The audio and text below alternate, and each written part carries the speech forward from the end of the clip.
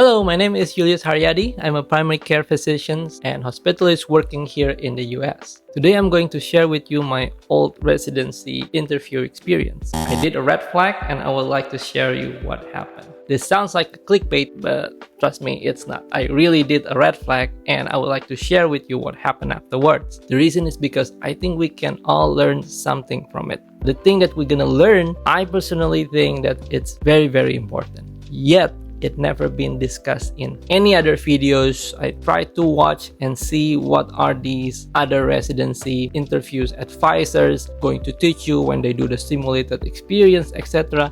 But so far, I haven't found anyone discuss this. Yet, ironically, I think this is the most important thing that you need to know to be successful in your interview. So, what happened? Now, I was interviewed with this program in New York. I believe it was Long Island, and this female doctor asked me this very classic typical question, right?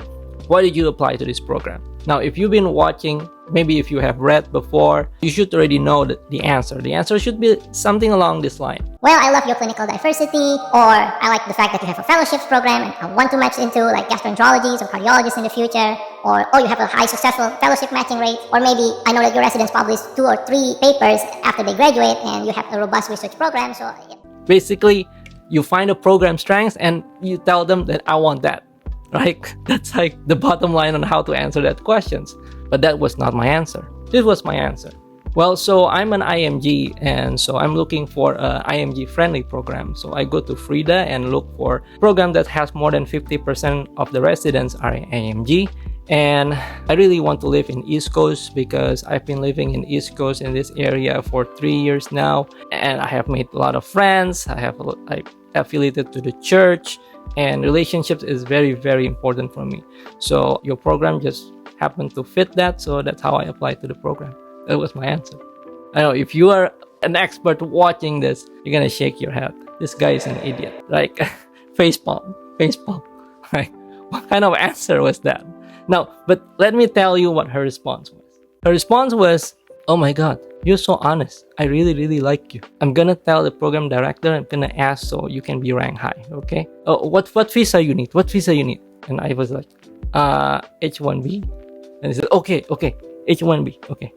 Oh, you're very honest. I said, thank you for that. I really like you. I really want to see you in the program. Okay. That was the response that I got. Okay, you might think that, well, that only happened one time. No, it didn't happen only once, because that was my standard answers. Every time they asked me, why do you apply to this program? That was my standard answer because I didn't know any better. And they don't have the exact same response, but the end of the interview, usually they say, oh, you're so honest. You're so honest. What thing that we can learn from this experience? Well, am I telling you, okay, so this is how I actually have to answer that questions? No, that's not the whole point, okay?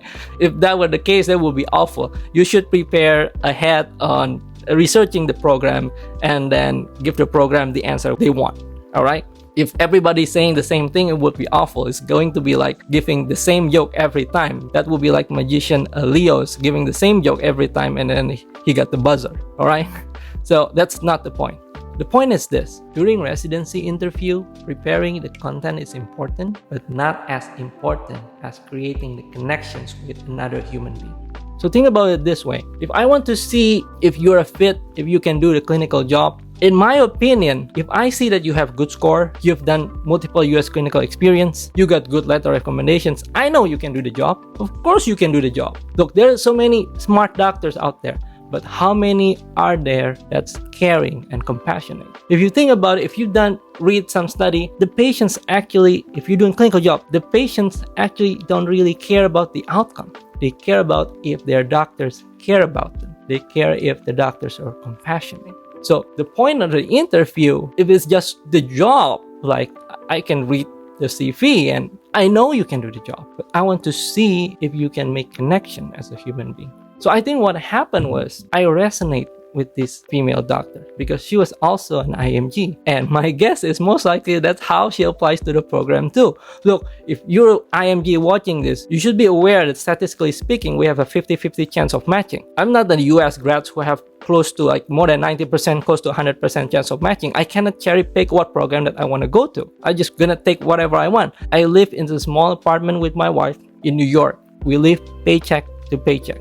I don't even know if I have enough money to pay for the rent next month. We don't even want to spend $1 for water bottle because that's just too expensive for us. It's literally, that's what happened. Okay, so there is no way I can cherry pick. Oh, I'm gonna choose this program. I'm just gonna get whatever program that's gonna take me. I have no money to actually pay for professional residency interview or mock interviews or things like that. I have no money for that.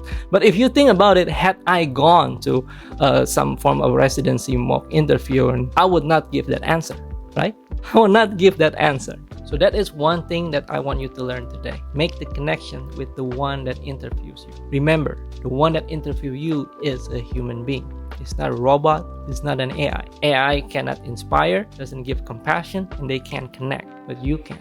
I believe this is the most important thing to remember and to be successful in residency interview. And yet, ironically, no one's really talking about it. Connections is all that matters. So my question to you is this. You only have maybe 15-30 minutes to each person that will interview you. How do you think, and what are the ways we can do to create connection with the one that interview us? Share it using the comment down below. I would really want to hear your opinions and your ideas about this. Thank you for watching, and I'll see you again in the next video for more USMLE and residency matching tips. Bye.